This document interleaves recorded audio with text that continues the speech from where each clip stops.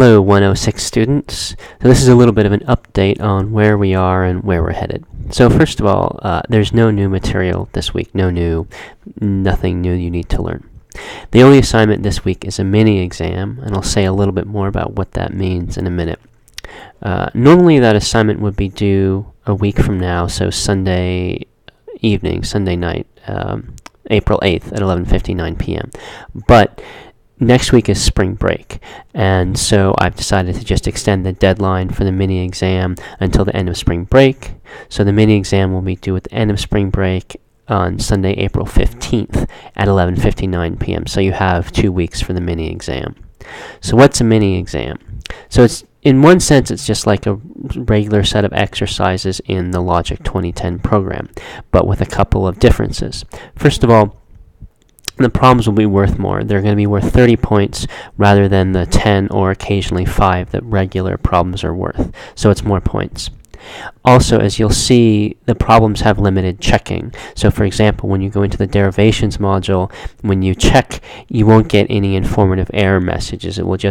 There'll just be a red bar next to lines that are erroneous. It won't actually say what the problem is. And in the symbolization module, there'll be even less checking. All it will do is tell you whether or not the whole thing is correct or incorrect or incomplete. You won't get any error messages within the tree. So you're going to be flying on your own a little bit more for these problems. And the mini exam it's an opportunity for you to show, okay, here's what I've learned over the last 6-7 weeks. And the difficulty of the problems, therefore, will vary. So there are going to be some pretty easy problems and some more difficult problems, but almost all of the problems will be easier than the problems on the last 2 homework assignments. So I know those were challenging problems on the last 2 homework assignments. That was the point of them. No reason to be discouraged about going into the exam with them, because the exam is going to be easier than those most recent homework assignments. Because it's an attempt to evaluate your skill, you are not to talk with anybody else, any other students or anybody else besides me, no tutors or anything like that, about the problem, and you shouldn't be posting on the discussion boards about them. You can consult the text and the website, all the regular resources that we have, and you can email me. And I will hold office hours as usual this Thursday and Sunday. Because next week is spring break, there won't be anything new through the end of spring break. But I am going to have a partial homework amnesty, meaning that you can submit any homework problems that you haven't yet done. You can submit whatever you submit by April 15th at 11:59 p.m.